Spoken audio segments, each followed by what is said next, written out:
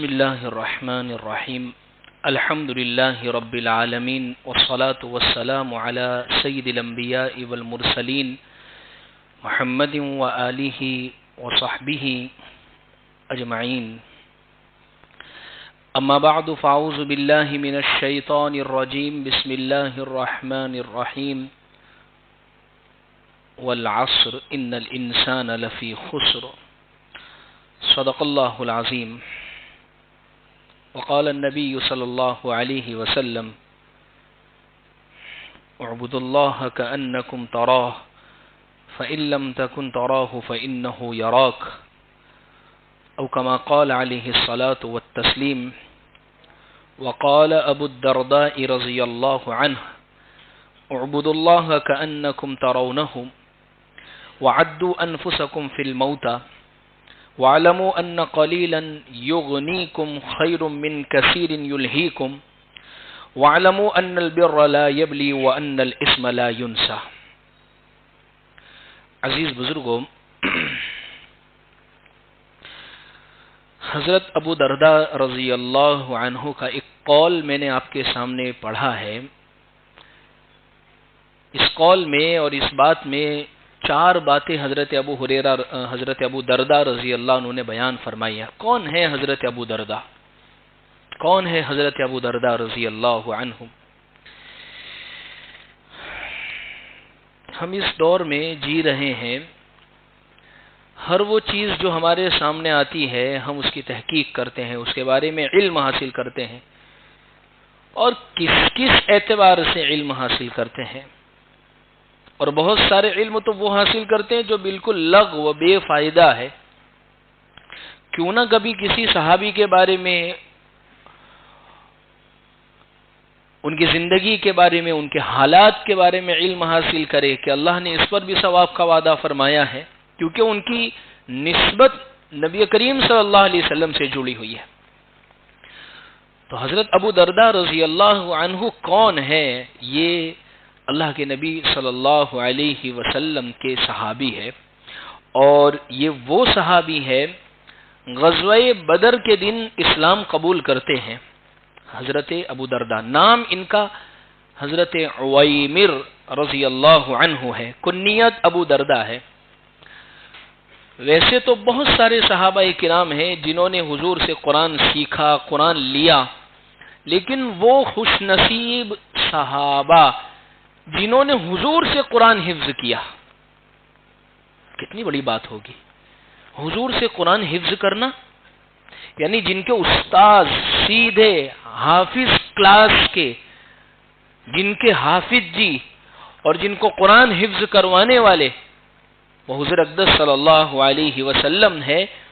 وہ خوش نصیب صحابہ میں حضرت ابو درداء رضی اللہ عنہ کا نام آتا ہے. اتنا ہی نہیں،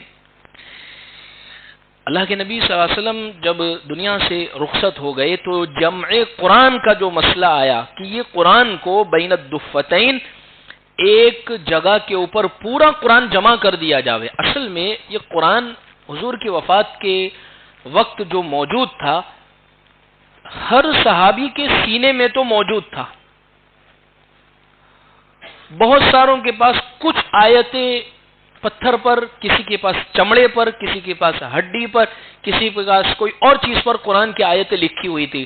لیکن پورا کے پورا قرآن ایک جگہ پر جمع ہو جاوے اور ایک ہی جگہ کے اوپر سارا قرآن کتاب کی شکل میں آ جاوے، وہ ابھی تک موجود نہیں تھا.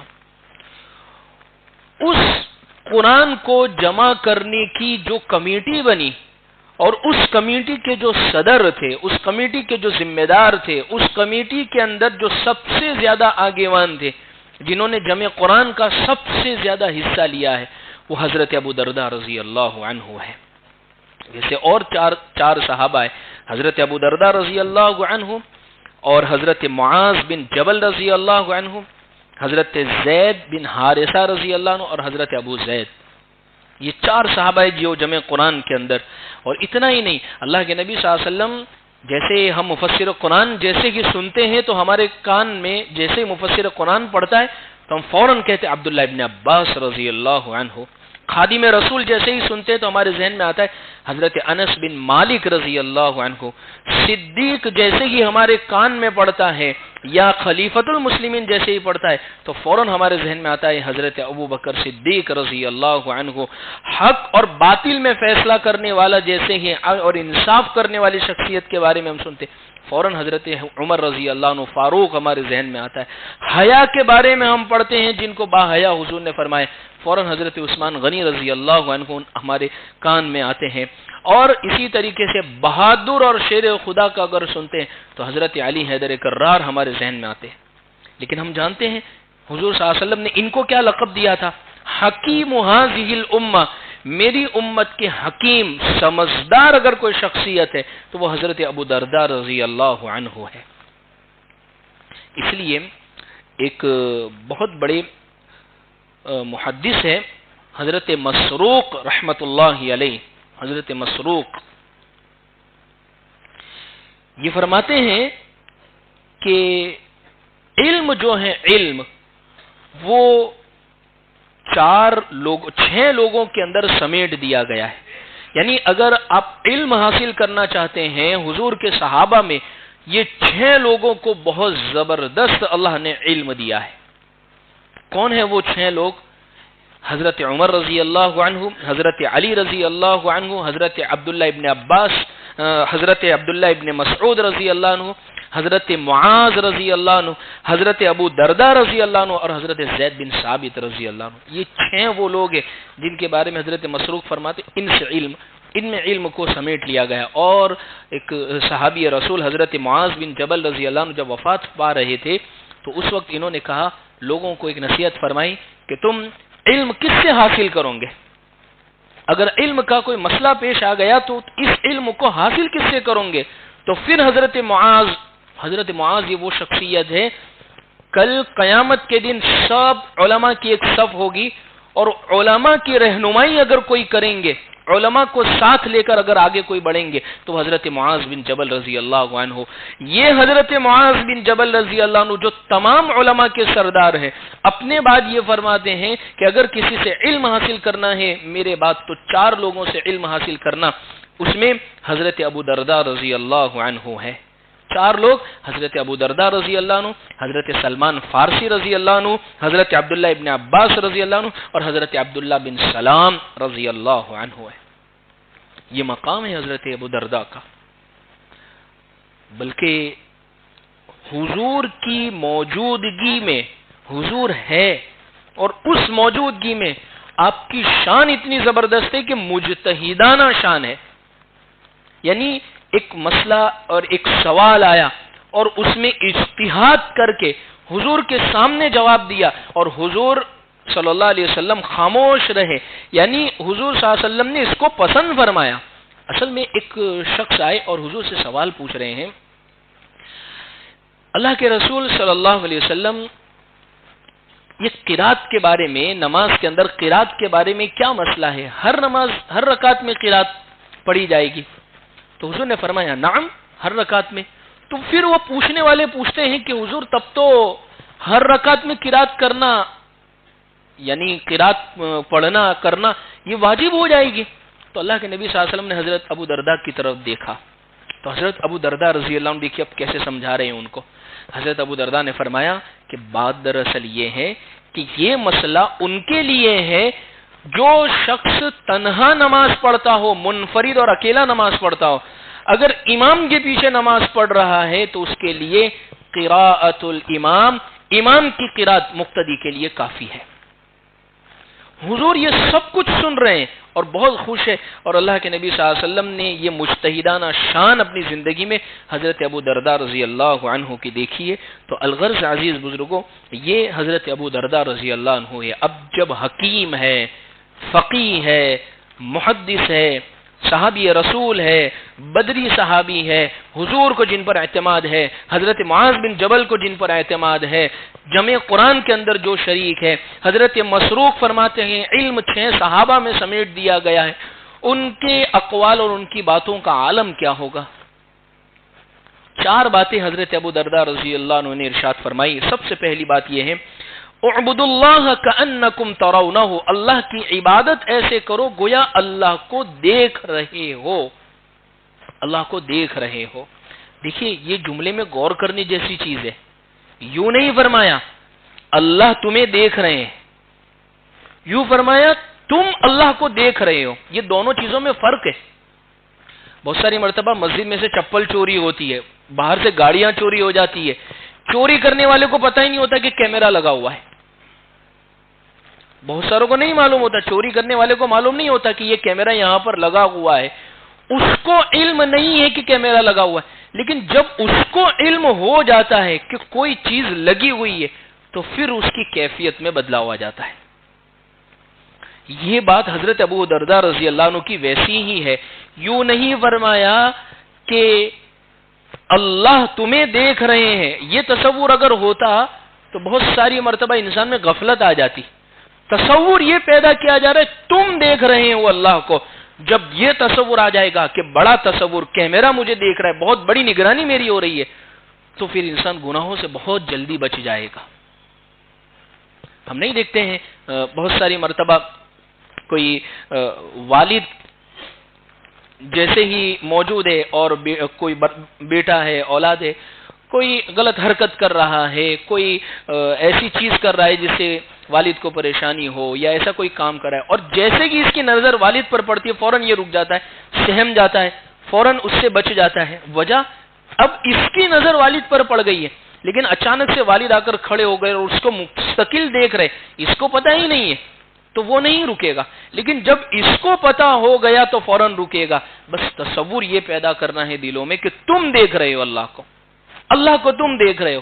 جب یہ تصور آ جائے گا تو انسان کو گناہوں سے بچنا بہت آسان ہو جائے گا، بہت زیادہ آسان ہو جائے گا۔ ہر وقت یہ تصور پیدا کرے۔ اس لیے کیمرے لگانے کے بعد بھی بہت بڑا بورڈ باہر لگانا پڑتا ہے کہ آپ کیمرے کی نگرانی میں ہے، you are under surveillance, CCTV، یہ لکھنا پڑتا ہے، کیونکہ بہت ساروں کو اتنا چھوٹا لگا ہوا وہ نظر نہیں آتا۔ یہ لکھنے کا فائدہ یہ ہوتا ہے کہ انسان چوکنا ہو جاتا ہے، تو یہ تصور آ گیا تو پھر وہ بچ جائے گا۔ تو بس یہی تصور، یہی دھیان تو پیدا کرنا ہے۔ تو اس لیے عزیز بزرگوں، اس لیے ہوتا ہے نا بعض مرتبہ کہ انسان گاڑی لے کے نکلتا ہے اور اس کے پاس لائسنس نہیں ہے، POC نہیں ہے، اور فلاں نہیں ہے، اور یہ چیز نہیں ہے، اور پولیس کہیں کونے کے اندر کھڑی ہے تو وہ فوراً نکل جاتا ہے، مطلب اس کے دھیان میں نہیں۔ لیکن جیسے ہی اس کو دھیان آ گیا کہ آگے پولیس کے افراد کھڑے ہوئے ہیں تو اب اس کے نکلنے کی کیفیت الگ ہوگی، ڈرتا ہوا، سہما ہوا، بستا ہوا۔ کوئی بڑی گاڑی آگے سے نکل جائے تو میں اس میں سے کھانچا مار کے کسی طریقے سے نکل جاؤں۔ وجہ اب اس کو یہ تصور آ گیا کہ اب مجھے کوئی دیکھ رہا ہے، میں بھی اس کو دیکھ رہا ہوں، یہ تصور اس کے دل میں آ چکا ہے۔ تو پہلی بات یہ ہے اعبدوا اللہ کأنکم ترونہ، عبادت کرو تو ایسی کرو کہ تم اللہ کو دیکھ رہے ہو، پہلی بات۔ دوسری بات یہ ہے وعدوا انفسکم فی الموتى، اپنے آپ کو ایسا شمار کرو گویا تم مردار میں سے ہو۔ وعدوا انفسکم فی الموتى، اپنی ذات کو مردہ لوگوں میں شمار کرو۔ کیا مطلب مردہ لوگوں میں شمار کرنا؟ مردہ لوگوں کی نہ کوئی خواہش ہوتی ہے، نہ ان میں کوئی عقل ہوتی ہے، نہ ان میں اور کوئی چیز ہوا کرتی ہے۔ جب انسان اپنے آپ کو مردہ، میت، کچھ بھی نہیں ہو، جب یہ سمجھ لے گا تو اس سے یہ تمام جو روحانی اور یہ تمام جو گناہ ہوتے ہیں، حسد ہے، غیبت ہے، چگل خوری ہے، کسی کے بارے میں بدگمانی کرنا ہے، جب یہ سب چیزیں انسان میں پیدا ہوتی ہے، اس کی وجہ یہ ہے کہ یہ کچھ سمجھ رہا ہے اپنے آپ کو۔ جو اپنے آپ کو مردہ ہی سمجھ لیا، کس طریقے سے آپ دیکھیں قبرستانوں کا حال، آپ جا کر دیکھیں کیسی بے چارگی ان کی ہے، کیسی مایوسگی ہے ان کی ہے، کس طریقے پر وہ لیٹے ہوئے ہیں، کن حالات سے وہ لوگ گزر رہے ہیں۔ اب وہ ایک ایک مرتبہ سبحان اللہ، ایک نیکی کے، ایک مرتبہ خرچ کرنے کے، صدقے، تمام چیزوں کے وہ محتاج ہو چکے ہیں۔ تو یہ چیز، دوسرا اور تصور جو پیدا کرنا ہے وعدوا انفسکم فی الموتى، حضرت عثمان غنی رضی اللہ عنہ بہت زبردست اس چیز کا تصور کیے ہوئے تھے۔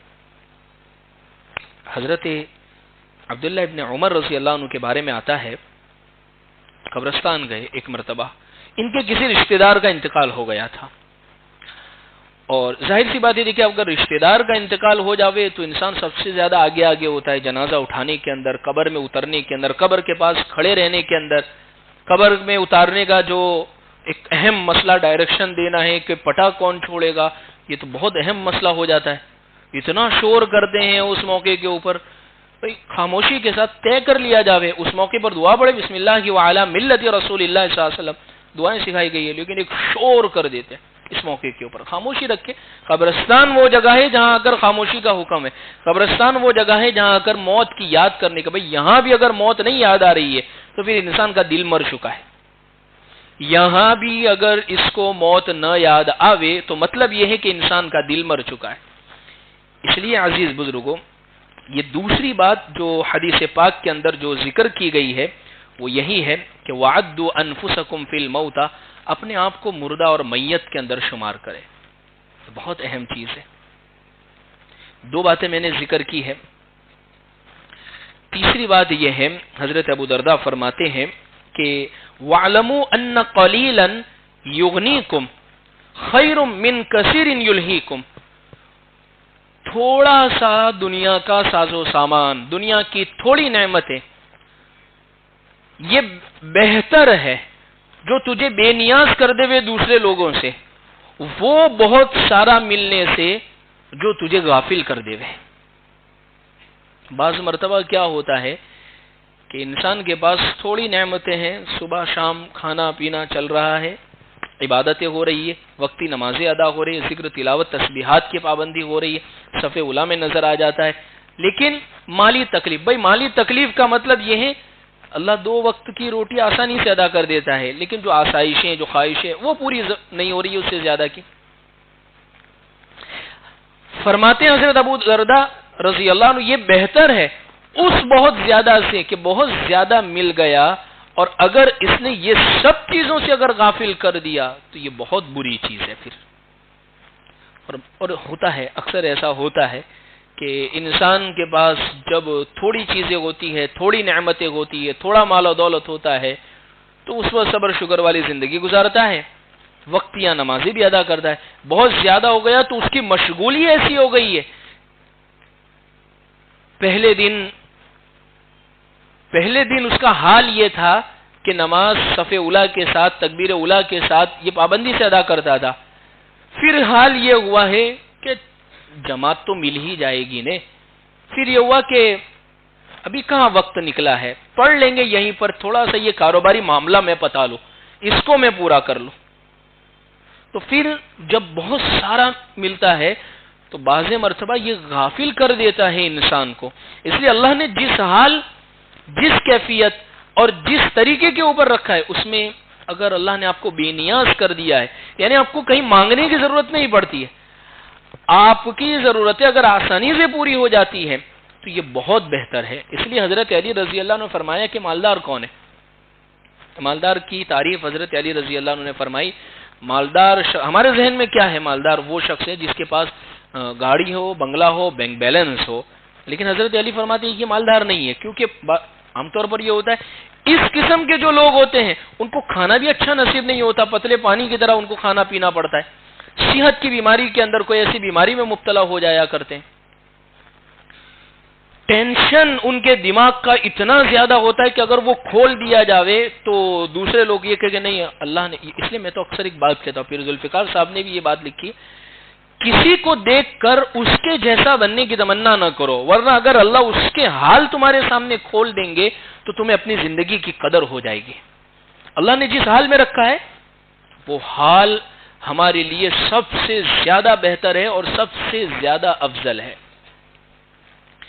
اس لیے اللہ نے جس کیفیت کے ساتھ، جس طریقے سے زندگی اللہ گزروا رہے ہیں یہ تمہارے لیے بہت بہتر ہے. میں یہ سنا رہا تھا کہ حضرت علی رضی اللہ عنہ نے مالدار کس کو فرمایا، فرمایا وہ شخص مالدار ہے آج صبح میں اٹھا اور اس کو اللہ نے گھر کی چھت عطا فرمائی، 2 وقت کی روزی اور روٹی عطا فرمائی ہے، اور بدن میں کوئی بیماری نہیں ہے، تو فرمایا یہ اس وقت کا، اس دن کا بہت بڑا مالدار شخص ہے، یہ بہت بڑا مالدار شخص ہے. ورنہ ہم جن کو سمجھتے ہیں کہ یہ مالدار، ان کے قرضے اٹھا کر دیکھیں، ان کے لونز اٹھا کر دیکھیں، ان کی زندگی کے ٹینشن اٹھا کر دیکھیں، ان کو دینے کتنے لینے کتنے ہیں۔ کئی احباب آتے ہیں زکوٰۃ کا کیلکولیشن لے کر کہ مفتی صاحب یہ مسئلہ ہے زکوٰۃ کا، تو ہمیں یہ لگتا ہے کہ یہ بہت مالدار ہے، لیکن حال یہ ہے کہ جتنا بیلنس ہے اس سے زیادہ یا اس کے برابر یا کم سے کم اس کا آدھا پونا تو ان کو دینے کا ہوتا ہے، تو کہاں کے مالدار ہوئے پھر؟ مالدار اگر ہے تو پھر ایسے ہونے چاہیے جیسے حضرت عبد الرحمن بن عوف رضی اللہ عنہ تھے، کہ حقیقت میں تھا پڑا تھا اتنا سارا کہ کاٹتے کاٹتے اور تولتے تولتے ان کی کئی زیادہ وہ آریاں ٹوٹ گئی تھی سونا کاٹتے، یہ ایسا ہونا چاہیے مالدار۔